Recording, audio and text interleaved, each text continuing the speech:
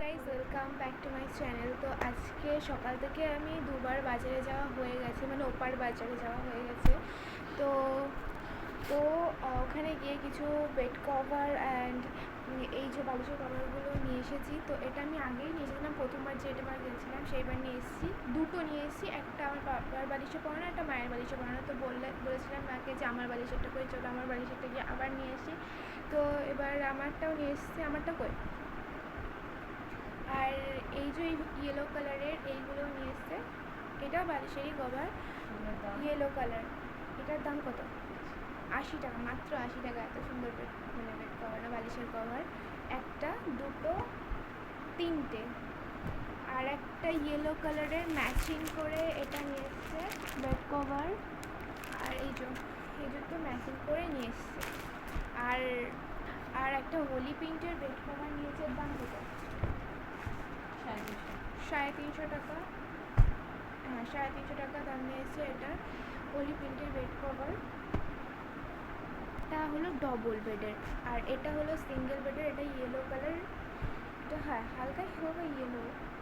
এটা বাইরের খাটের জন্য নিয়ে এসছে, যেহেতু পুজো আসছে সে তার জন্য এটা নিয়েছে। আর এটা মায়ের জন্য, এটা ওয়ান পিস। হ্যাঁ, এটা ওয়ান পিস। এইটা নিয়েছে মায়ের জন্য। এর দামটা পড়েছে 890 টাকা।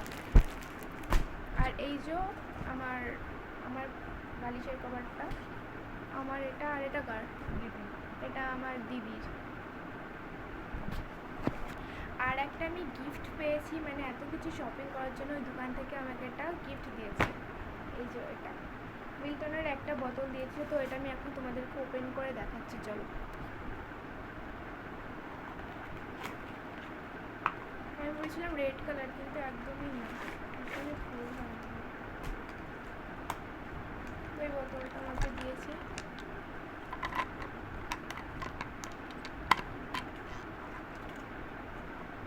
কম নেই,